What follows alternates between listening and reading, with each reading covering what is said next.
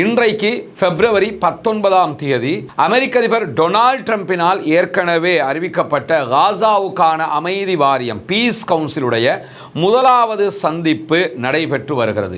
காசாவில் அமெரிக்கா ஒரு இராணுவ தளத்தை அமைப்பதற்கு திட்டமிடுகிறது என்கிற அதிர்ச்சிகரமான செய்திகள் வெளியாகி இருக்கிறது. குறிப்பாக ஒரு தீர்வை காணுங்கள், அதை விடுத்துவிட்டு ஈரான் மேல தாக்குதல் நடத்தி தீர்வு காணலாம்னு நினைக்காதீங்க அப்படின்னு சொல்லக்கூடிய ரஷ்யாவினுடைய ஃபாரின் மினிஸ்டர் விளைவுகள் நல்லதாக இருக்காது என்று சொல்லி சவுதி அரேபியாவினுடைய அல் அரபியா தொலைக்காட்சிக்கு வழங்கி இருக்கக்கூடிய பேட்டியில் சொல்றது மட்டுமல்லாமல் அந்த பேட்டியை அவருடைய அமைச்சகம் தன்னுடைய அபிஷியல் வெப்சைட்லையும் ரிலீஸ் பண்ணி இருக்கிறாங்க.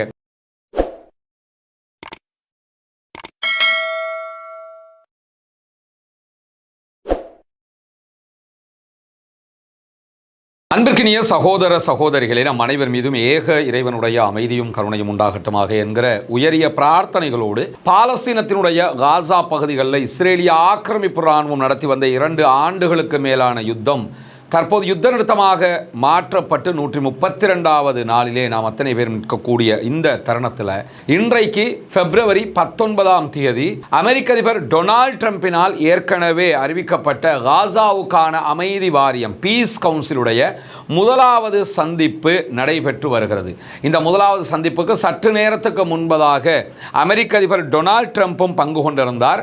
மொத்தம் 20 நாடுகள் இதிலே பங்களிப்பதாக சொல்லப்படுகிறது. அதே நேரத்தில் 40 நாடுகள் தங்களுடைய பார்வையாளர்களை கவனிப்பவர்களை அனுப்பி இருப்பதாகவும் சொல்லப்படக்கூடிய சூழலில் தான் இந்த மாநாடு தற்போது ஆரம்பமாகி இருக்கிறது. ஆனால் 20 நாடுகள் பங்கேற்கிறது என்று சொல்லப்பட்டாலும் வெளிப்படையாக இந்தோனேஷியா, பாகிஸ்தான் உள்ளிட்ட ஒரு சில நாடுகளுடைய தலைவர்களைத்தான் அந்த மாநாட்டிலே பார்க்க கிடைக்கிறதே ஒழிய பெரும்பாலான நாடுகளுடைய தலைவர்களை காண கிடைக்கவில்லை. இதே நேரத்தில் அரபு நாடுகள் தாங்கள் நடுநிலை வகிப்பதாகவும் தங்களுடைய தலைவர்கள் அங்கு செல்லாமல் பிரதிநிதிகள் அனுப்பப்பட்டிருப்பதாகவும் நடப்பது என்ன என்பதை கண்காணிப்பதாகவும் அறிவித்திருக்கக்கூடிய சூழலையும் நம்ம பார்க்க முடிகிற தருணத்தில் தான் பாலஸ்தீனம் தனிநாடாக அங்கீகரிக்கப்பட வேண்டும் என்பதில் உறுதியாக இருக்கக்கூடிய லத்தீன் அமெரிக்க நாடுகளில் 18 நாடுகள், இந்த 18 நாடுகளில் அர்ஜென்டினாவும் பராகுவேயும் மாத்திரம் இன்றைக்கு நடைபெறுகிற இந்த பீஸ் கவுன்சில் மாநாட்டில் பங்கேற்றிருக்கிறார்கள். அது மட்டுமல்லாமல் மேற்கு ஐரோப்பிய நாடுகளில் நம்ம எடுத்துக்கிட்டோம்னா ஹங்கேரியும் கிரேக்கமும் மாத்திரம் இந்த மாநாட்டிலே பங்கேற்பு செய்திருக்கிறார்கள். இப்படி மொத்தமாக ஒரு சில நாடுகள் மாத்திரம்தான் இந்த நிகழ்வுக்கு பங்கேற்றிருக்கக்கூடிய சூழலில் நிகழ்வை ஆரம்பித்து வைத்து பேசக்கூடிய அமெரிக்க அதிபர் டொனால்ட் ட்ரம்பினுடைய பேச்சுக்கள் இப்போதுதான் ஆரம்பிக்கப்பட்டிருக்கிறது. அவர் இதுவரைக்கும் நம்ம இந்த வீடியோ பதிவு செய்கிற வரைக்கும் என்ன பேசியிருக்கிறாரோ அந்த செய்திகளை மாத்திரம்தான் நம்ம உங்களோட பகிர்ந்து கொள்கிறோம். இதை தவிர்த்து அவர் மேலதிகமான முக்கியமான செய்திகள் சொல்லும் இடத்து அதனை தனி வீடியோவாக உங்களோடு நாம் பகிர்ந்து கொள்ள தயாராக இருக்கிறோம். இன்றைக்கு இதுவரைக்கும் அவர் பேசியிருக்கக்கூடிய செய்திகளில் மொத்தத்தில் அவர் தன்னை புகழ்ந்து புகழ்ந்து புகழ்ந்து புகழ்ந்து அவருக்கே டயர்டாகிற அளவுக்கு புகழ்ந்துருக்கிறாரு. அதை கேட்டு கேட்டு கேட்டு கேட்டு நானும் டயர்டாகிட்டேன். அதை கேட்குற எல்லாருமே டயர்டாகிடுவாங்க. ஏன்னா நான் அந்த போரை நிறுத்தினேன், இந்த போரை நிறுத்தினேன், அர்ஜென்டினாவை அப்படி பண்ணினேன், ஸ்லோவாக்கியாவை இப்படி பண்ணினேன், அது பண்ணினேன், இது பண்ணினேன் என்று சொல்லி நான் தான் என்பதை முழுவதுமாக சொல்லி கொண்டிருக்கிறார். இதுக்கு ட்ரம்ப் உட்கார்ந்து இன்னொத்தனை வச்சு அவரை பற்றி பேச விட்டுருக்கலாம். ஆனால் நீ என்னடா பேசுறது, நானே என்னை பற்றி பேசுகிறேன்னு சொல்லிட்டு பேச ஆரம்பிச்சுக்க அந்த 8 யுத்த கதைகளை எல்லாம் ஆரம்பித்தவர் என்ன சொன்னாருன்னா 8 யுத்தங்களை இதுவரைக்கும் முடித்திருக்கிறேன், 9வது யுத்தம் ஆரம்பமாக போகிறது என்று நான் நினைக்கிறேன். ஆனால் அது ரொம்ப கடினமான யுத்தமாக மாறும் என்று அவர் தன்னுடைய பேச்சிலே சொன்னார். ஈரானுக்கும் அமெரிக்காவுக்கும் இடையிலான யுத்தத்தை பற்றித்தான் அவர் பேசுகிறார் என்பது உலகத்தில் எல்லோருக்குமே தெரியும். ஆனால் அது கடினமான யுத்தமாக இருக்க போகிறது என்று அவர் சொல்வது அவர்களுக்கு கடினம் என்பதை அல்ல என்பதும் நமக்கு தெரியும். அவர் ஈரானுக்கு கடினமாக இருக்க போகிறது என்பதைத்தான் சுட்டி காட்டுகிறார். இதே நேரத்தில் ஈரானுடைய வட்டாரங்களோ இந்த யுத்தம் அமெரிக்காவுக்கு வரலாற்று பாடத்தை படித்து கொடுக்கும் என்கிறது ஈரானுடைய இராணுவம். அதே நேரத்தில் அமெரிக்காவினுடைய விமானம் தாங்கி கப்பல் படு பயங்கரமானது தான். ஆனால் அதைவிட பயங்கரமானது அந்த கப்பலை அழிக்கக்கூடிய எங்களிடம் இருக்கக்கூடிய ஏவுகணைகள் என்கிறார். ஈரானுடைய ஷியா மத ஆன்மீக தலைவராக இருக்கக்கூடிய ஆயத்துல்லா அலி காமெனி. இப்படி இரண்டு தரப்புகளும் முட்டிமோதி பேச்சுவார்த்தைகள் நடத்தி கொண்டிருக்கக்கூடிய சூழலில் தான் அமெரிக்க அதிபர் 9வது யுத்தத்தை பற்றி இன்றைக்கு பேசியிருக்கக்கூடிய செய்திகளை நம்ம பார்க்க முடியும். இன்றைக்கு அவருடைய பேச்சில் அவரை புகழ்ந்ததை தாண்டி அவர் சொல்லியிருக்கக்கூடிய ஒரு சில பகுதிகள் இது. இதே நேரத்தில் இன்றைக்கு காசாவினுடைய அமைதி வாரியம் தொடர்பாக வெளியாகி இருக்கக்கூடிய தரவுகளை அல் ஜசீரா அழகாக பட்டியலிட்டு காட்டுகிறது. அதிலே காசாவில் அமெரிக்கா ஒரு இராணுவ தளத்தை அமைப்பதற்கு திட்டமிடுகிறது என்கிற அதிர்ச்சிகரமான செய்திகள் வெளியாகி இருக்கிறது. குறிப்பாக அமெரிக்கா காசாவினுடைய அமைதி கவுன்சில் என்கிற பெயரில் காசாவை மீள் கட்டுமானம் செய்ய போகிறோம், காசாவுக்கு உணவு கொடுக்க போகிறோம், காசாவுக்கு மருத்துவ வசதி செய்ய போகிறோம் என்றெல்லாம் சொல்லுவதெல்லாமே காசா தற்போது 2 பகுதிகளாக இருப்பதை கவனத்தில் கொண்டுதான் சொல்கிறது என்கிறது அல் ஜசீராவினுடைய ஆய்வு தொகுப்பு. அவங்க அழகாக சொல்றாங்க என்னன்னா, காசாவினுடைய ஒரு பக்கம் இஸ்ரேலிய ஆக்கிரமிப்பு இராணுவத்தில் இருக்கிறது. 51% நிலப்பரப்புகளை அவர்கள் வைத்துக் கொண்டிருக்கிறார்கள். 49% நிலப்பரப்புகள் பாலஸ்தீன விடுதலை அமைப்பிடத்தில் இருக்கிறது. இந்த காசா பீஸ் கவுன்சில் ஊடாக அவங்க சேகரிக்கக்கூடிய பணம் பில்லியன் டாலர் பெறுமதியான பணங்களை எல்லாம் கொண்டு வந்து இஸ்ரேலுடைய கண்ட்ரோலில் இருக்கக்கூடிய பகுதிகளில் கட்டிடம் கட்டுறதுக்கும் அந்த பகுதிகளில் அமெரிக்காவினுடைய இராணுவத்திற்கு ஒரு தளத்தை உருவாக்குவதற்கும் தான் அமெரிக்கா செயல்படுகிறது என்பதுதான் இந்த ஆய்வினுடைய சுருக்கமாக இருக்கக்கூடிய நிலையில தான். அன்பிற்கினிய சகோதர சகோதரிகளை நம் அனைவர் மீதும் ஏக இறைவனுடைய அமைதியும் கருணையும் உண்டாகட்டுமாக என்கிற பிரார்த்தனைகளோடு, நமக்கெல்லாம் தெரியும் கடந்த ரமலானுடைய மாதத்தில் இஸ்லாத்தை ஏற்றுக்கொண்ட ஒரு 14 குடும்பங்களுக்கான வீடுகளை கட்டுகிற ஒரு பணியை நம்ம ஆரம்பிச்சிருந்தோம். அல்லாஹ்வினுடைய உதவியால் நீங்கள் செய்த தான தர்மங்கள் ஜகாத் நிதிகளால் அல்ஹம்துலில்லாஹ் 5 குடும்பங்களுக்கான வீடுகள் முழுமையாக கட்டி கொடுக்கப்பட்டு அவர்களுடைய கைகளிலேயே ஒப்படைக்கப்பட்டு விட்டது.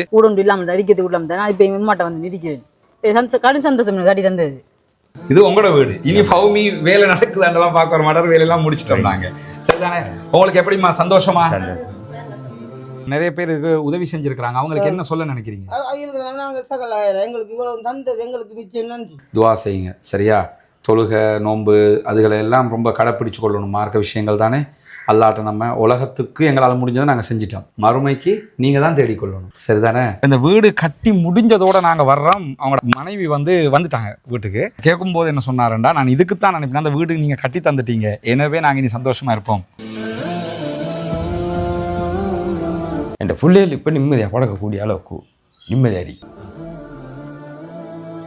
அல்லாஹ் அவங்களோட எண்ணங்களை பேசாக்குவான் இன்ஷா அல்லாஹ். ரொம்ப மகிழ்ச்சியான தருணங்களாக அந்த தருணங்கள் இருந்தது. காரணம் என்னன்னா, இஸ்லாத்தை புனிதமிக்க வாழ்க்கை நெறியாக அவர்கள் ஏற்றுக்கொண்டிருக்கிறார்கள். ஏற்றுக்கொண்டவர்களுக்கு ஒரு வாய்ப்பாக அவர்களுடைய வறுமை நிலையை போக்கும் விதமாக இந்த சந்தர்ப்பம் அமைந்திருந்தது. அந்த அடிப்படையில் மீதமுள்ள 9 குடும்பங்களுக்கான வீடுகளை கட்ட வேண்டிய தேவை நமக்கு இருக்கிறது. நம்ம ஒட்டுமொத்தமாக கோடிக்கணக்கில் காசை கொண்டு வந்து வச்சு இந்த பணிகளை பண்றது இல்லைங்கிறது உங்களுக்கு தெரியும். நம்முடைய வீடியோவை பார்க்கக்கூடிய மக்களுக்கு கன்வே பண்றோம்.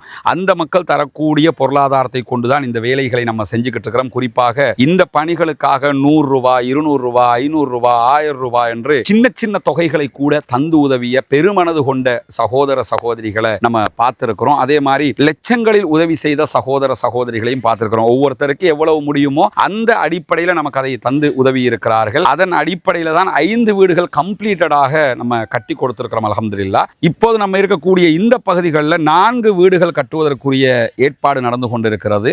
2 வீடுகளுக்கான அத்திவாரம் போட்டிருக்கிறோம். இந்த அத்திவாரம் தித்வா புயல் வர்றதுக்கு முன்னாடி போட்டது. புயல் வந்ததோடு அந்த புயல் பணிகள் அந்த வேலைகளால் நமக்கு இதெல்லாம் நிறுத்தி இருந்தோம். அதனால தான் நம்ம விளம்பரங்களும் அது தொடர்பாக எங்கேயுமே போடலை.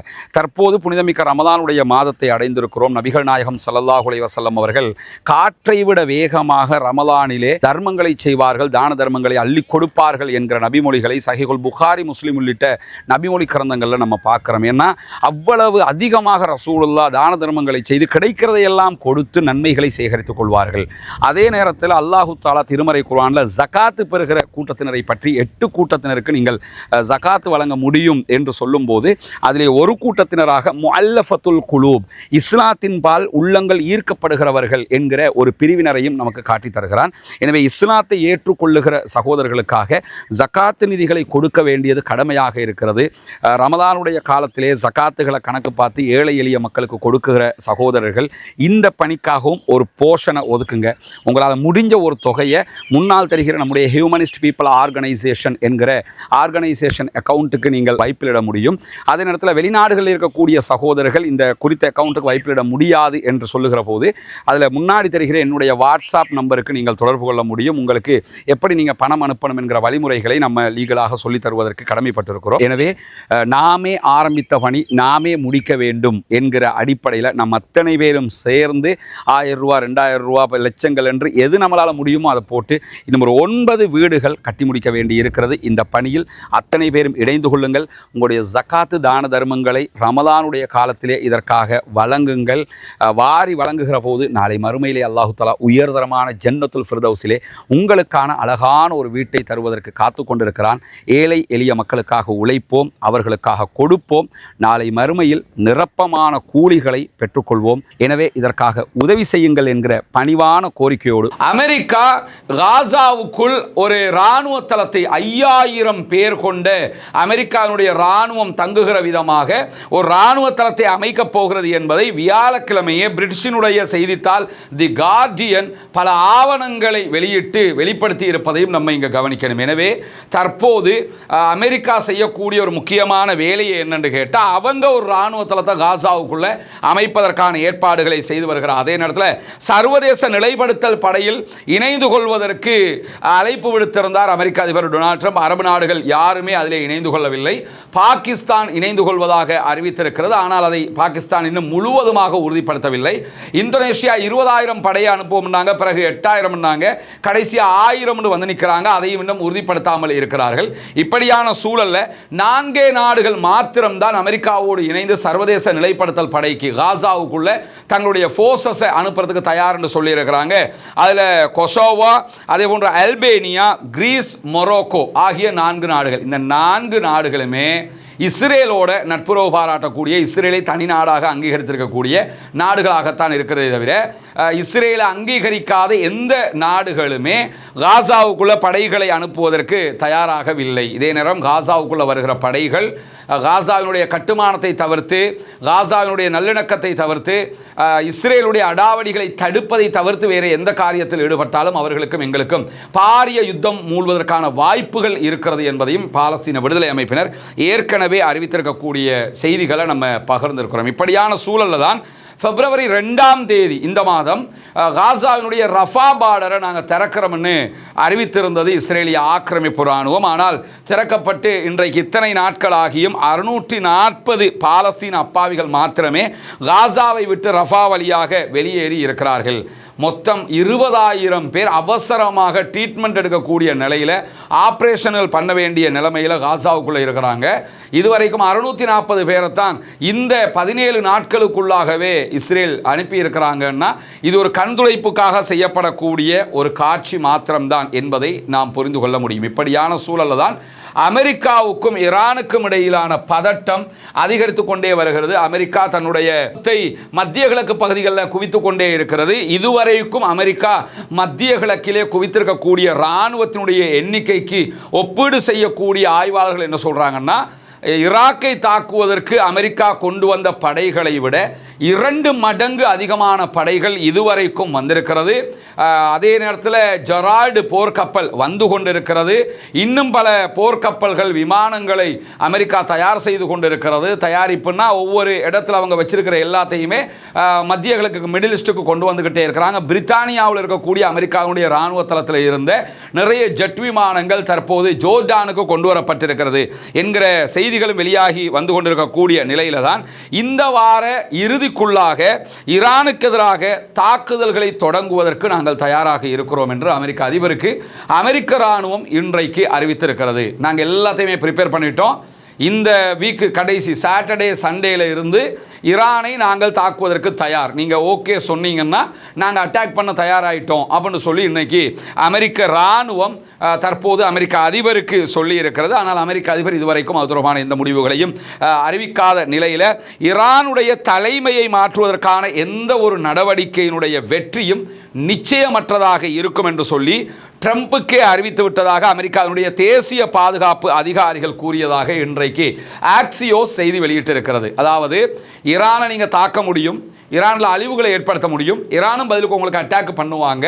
இது எந்த அளவு தூரம் போகும்னு சொன்னால் ஒரு யுத்தமாக நீண்ட நாளைக்கு இழுத்துக்கிட்டு போகுமே தவிர ஈரானுடைய ஆட்சியை மாற்றுவதோ ஈரானுடைய கட்டமைப்பை மாற்றுவதோ அசாத்தியமானது. இந்த யுத்தத்தில் என்ன பலன் கிடைக்கணும்னு அமெரிக்கா நினைக்கிறதோ அந்த பலன் கிடைக்காது என்று சொல்லி அமெரிக்காவுடைய தேசிய பாதுகாப்பு அதிகாரிகளே அமெரிக்க அதிபர் டொனால்ட் ட்ரம்புக்கு சொல்லி இருக்கிறார்கள் என்கிற செய்திகளும் வெளியாகி இருக்கக்கூடிய சூழல்ல ஈரானுடைய ஏவுகணை பலம், அதே போன்று ஈரானுடைய குண்டு வீசுகிற திறன்கள் எல்லாம் ரொம்ப குறைவாக இருப்பதாக இஸ்ரேல் மதிப்பிட்டு இருக்கிறது. இஸ்ரேலுடைய உளவு பிரிவு மொசாதெல்லாம் என்ன சொல்றாங்கன்னா, ஈரானிடத்தில் பழைய விதத்தில் ஏவுகணை திறன்கள் இல்லை, அதே மாதிரி அவங்ககிட்ட குண்டு வீசுகிற திறன்களும் கிடையாது, ரொம்ப குறைவாக தான் இருக்குது, நம்ம அசால்ட்டாக அவங்களை எதிர்கொண்டலாம் என்று சொல்லி இஸ்ரேலுடைய அதிகாரிகள் இஸ்ரேலுடைய உளவு பிரிவுகள் சொல்லுகிற அதே நேரத்தில் ஈரான் கடைசி கட்டமாக ஒரு முடிவுக்கு வரும். அந்த முடிவை ஈரான் எடுத்தால் அது அமெரிக்காவுக்கும் இஸ்ரேலுக்கும் பயங்கரமான ஒரு விளைவை தரலாம் என்று சொல்லி மொசாதே சொல்லி இருக்கக்கூடிய செய்திகளையும் இன்றைக்கு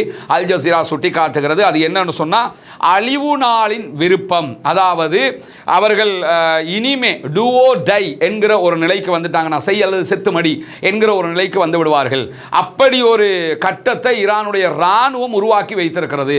நம்ம அமெரிக்காவோட மோதுவோம், மோதிக்கிட்டே இருப்போம், இஸ்ரேலுக்கு அடிப்போம், அடிச்சுக்கிட்டே இருப்போம், ஒரு கட்டம் வரும், இனிமேல் நம்ம ஒரு மறுமையினுடைய நிகழ்வு மாதிரி இதை எடுத்துக்கிறோன்னு என்கிற ஒரு இடத்துக்கு நம்ம வரணும் என்கிற மாதிரி ஒரு திட்டத்தை ஈரான் வைத்துக் கொண்டிருக்கிறதாம். இன்றைக்கு வந்திருக்கக்கூடிய செய்திகள் பிரகாரம் அதில் தெரிய வரக்கூடிய செய்தியே என்னன்னா, இனி நம்ம மறுமையில் நிற்கிற மாதிரி, இனி வேற வழியே கிடையாது, நம்ம ஜெயிச்சே ஆகணும் என்கிற மாதிரியான ஒரு இடத்துக்கு ஈரான் வருவார்களே என்றால் அவர்கள் தங்களிடம் இருக்கக்கூடிய பல இதுவரை பயன்படுத்தாத ரகசிய ஆயுதங்களை பயன்படுத்தக்கூடும் என்கிற அச்சம்தான் இஸ்ரேலுடைய உளவு பிரிவுக்கு இருப்பதாக சொல்லப்படுகிறது. அது என்ன ஆயுதம், அந்த கியாமத்து நாளுடைய நிகழ்வு என்று அவங்க எதை முடிவெடுக்க போகிறாங்க, அது ஈரானிடத்தில், ஏன்னா அந்த அளவுக்கு அவன் தகவலை சேகரிச்சிருக்கிறான், அதனுடைய விரிவான தகவல் எதுவுமே இஸ்ரேலிடத்தில் இல்லை என்று சொல்லப்படுகிறது. எனவே ஈரான் இஸ்ரேலை விட ரொம்ப பாதுகாப்பாக அந்த ரகசிய தகவல்களை பாதுகாத்து கொண்டு இருக்கிறது. சில நேரங்களில் ஈரானே கூட இஸ்ரேலுக்கு இப்படி ஒன்று வச்சிருக்கிறோம்டா பார்த்துக்கன்னு சொல்லி கசிய விட்டுட்டு முழு தகவலை சொல்லாமல் செத்து மாயி அப்படின்னு சொல்லி மாதிரி வச்சிருக்கக்கூடும். என்ன நடக்கிறது என்பது ஒரு யுத்தம் ஏற்பட்டால் மாத்திரம்தான் புரிந்து கொள்ள முடியும் என்கிற ஒரு நிலையில தான் ஓமானுடைய கடல் எல்லை, அதாவது ஹொர்முஸ் எல்லையில் சீனா, ரஷ்யா, ஈரான் இணைந்து ஒரு மாபெரும் கடற்படை பயிற்சியை இந்த மாத நடுவில் நடத்த இருக்கிறாங்க என்று அறிவிச்சிருந்தாங்க. இப்போ மாதத்தினுடைய 2ஆம் கட்டம் 19ஆம் தேதிக்கு வந்துட்டோம். தாண்டி கொண்டிருக்கும் போது ரஷ்யாவும் ஈரானும் அதே போன்று சீனாவும் நிறைய இராணுவ தளவாடங்களை ஹொர்முஸ் நீர்ப்பரப்பிலே கொண்டு வந்து குவித்து கொண்டே இருக்கிறார்கள். ஹொர்முஸ் பகுதியாக மட்டும்தான் அமெரிக்கா தாக்குதல் நடத்துவான் என்று கிடையாது, அடுத்த பகுதியாலையும் அமெரிக்கா தாக்குதல் நடத்துவதற்கு வாய்ப்பு இருக்கிறது. ஆனால் இன்னைக்கு ரஷ்யாவினுடைய அறிவிப்பு என்பது ரொம்ப வித்தியாசமான அறிவிப்பாக இருக்கிறது. என்ன அறிவிப்புன்னு கேட்டால், ரஷ்யாவும் சீனாவும் ஈரானும் ஒரு கடற்படை பயிற்சிக்கு தயாராகக்கூடிய சூழல்ல உடனே ஈரான் ஒரு ஒப்பந்தத்துக்கு வரணும், இல்லைன்னா ஒரு பெரிய யுத்தத்தை ஆரம்பிப்போம்னு அமெரிக்கா மிரட்டிக்கிட்டு இருக்குது. இப்படி மிரட்டக்கூடிய சூழல்ல தான் ஜெனீவாவில் நடைபெற்ற மறைமுக பேச்சுவார்த்தைகள் எந்த விதமான முழுமையான முடிவுகளும் எட்டப்படவில்லை. அது ரெண்டு தரப்பும் ஓரளவுக்கு பரவாயில்லைன்னு தான் சொன்னாங்களே தவிர மொத்தமாக நாங்கள் ஒப்பந்தம் சக்சஸ் ஆகிடுச்சு இந்த மாதிரி ரெண்டு தரப்புமே சொல்லலை. ஆனால் ட்ரம்போட ஈரான் ஒரு ஒப்பந்தத்தை செய்கிறது ரொம்ப ரொம்ப புத்திசாலித்தனமானதாக இருக்கும் என்று சொல்லி நேற்றைய தினம் வெள்ளை மாளிகையினுடைய ஊடக செயலாளர் கரோலின் லீவிட் ஊடகங்களுக்கு பேசிய காட்சிகளும் பரபரப்பாக பேசப்பட்டது.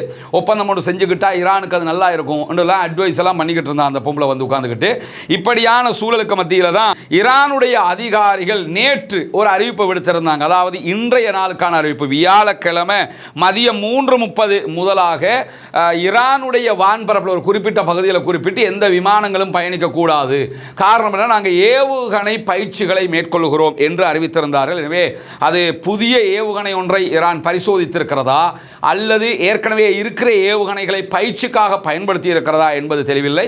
ஆனால் அந்த தருணத்தில் விமானங்கள் பறக்க வேண்டாம் என்கிற அறிவிப்பை அவங்க விடுத்திருந்தாங்க. அது ஒரு பரபரப்பான பரபரப்பான செய்தியாக நேற்று இருந்த நேரத்தில் தான் ரஷ்யா இன்றைக்கு மிக தெளிவாக ஈரான் தொடர்பான தன்னுடைய ஸ்டேட்மெண்ட்டை வெளியிட்டிருக்கிறாங்க.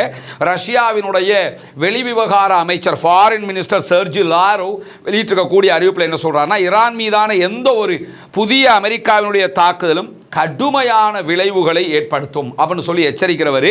தெஹ்ரான் அமைதியான அணுசக்தி திட்டத்தை தொடர உதவுகிற வகையில் ஒரு தீர்வை காணுங்கள், அதை விடுத்துவிட்டு ஈரான் மேலே தாக்குதல் நடத்தி தீர்வு காணலாம்னு நினைக்காதீங்க அப்படின்னு சொல்லக்கூடிய ரஷ்யாவினுடைய ஃபாரின் மினிஸ்டர் விளைவுகள் நல்லதாக இருக்காது என்று சொல்லி சவுதி அரேபியாவினுடைய அல் அரபியா தொலைக்காட்சிக்கு வழங்கி இருக்கக்கூடிய பேட்டியில் சொல்றது மட்டுமல்லாமல் அந்த பேட்டியை அவருடைய அமைச்சகம் தன்னுடைய அஃபீஷியல் வெப்சைட்லையும் ரிலீஸ் பண்ணி இருக்கிறாங்க.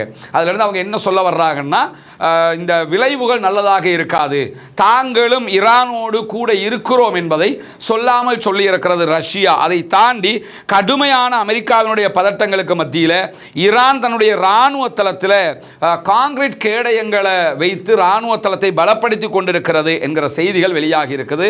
ஈரான் 12 நாள் வாரில் ஏற்பட்ட தாக்கங்களை எல்லாம் சரி செய்து விட்டதாக வெளியாகி இருக்கக்கூடிய தகவல்களுக்கு மத்தியில் தான் 12 நாள் வாரில் இந்த இராணுவ தளமும் தாக்குதலுக்குள்ளாகி இருந்தது. இங்கே பார்த்தீங்கன்னா இதுதான் வளமையாக இருந்த இராணுவ தளத்தினுடைய புகைப்படம். சாதாரணமாக மணல் மேடுகளாக இருக்கிறது. இந்த இடத்துல இராணுவ தளம் இருக்குது. மணல் மேடுனா இது பெரிய மலை, அப்படி இருக்கக்கூடிய காட்சியை பார்க்கலாம். ஆனால் இந்த புகைப்படத்தில் இந்த மலைகளுக்கு மேலே நிறைய கான்கிரீட்டுகள் கொட்டப்பட்டிருக்கக்கூடிய காட்சிகளை சேட்டலைட் இமேஜ்கள் இன்றைக்கு காட்டுகிறது. இங்கெல்லாம் நீங்கள் பார்க்கலாம். இந்த இடத்துல அந்த தாக்குதலுக்குள்ளாகி இருந்த ஒரு கட்டிடம் காட்டப்படுகிறது. ஆனால் இங்கே பார்த்தீங்கன்னா அந்த கட்டிடம் ரொம்ப தெளிவாக க்ளீன் பண்ணப்பட்டிருக்குது. இங்கே அதை விட தெளிவாக அந்த கட்டிடம் பாதுகாக்கப்பட்டிருக்கு. கட்டிடத்தில் பாதிக்கு மேலே தெரியுதில்லை, ஏன்னா அதுக்கு மேலே முழுவதுமாக கான்கிரீட்டை போட்டு அவங்க கவர் பண்ணியிருக்கிறாங்க என்கிற செய்திகள் வெளியாகி இருக்கக்கூடிய சூழலையும் பார்க்க முடியும். எனவே ஈரான் இரண்டுக்கும் தயார் நிலையில் இருக்கிறது என்பது மட்டும் வெளிப்படையாக தெரிகிறது. ரஷ்யாவும் சீனாவும் நேரடியாக அமெரிக்காவோடு யுத்தத்திற்கு வராவிட்டாலும் ஈரான் வழியாக ஈரானுக்கு முழுமையான சப்போர்ட்டை கொடுக்கிறதுக்கு தயாராகிட்டாங்க என்கிற செய்திகளையும் இந்த நடவடிக்கைகள் மூலமாக நாம் புரிந்து கொள்ள முடிகிறது.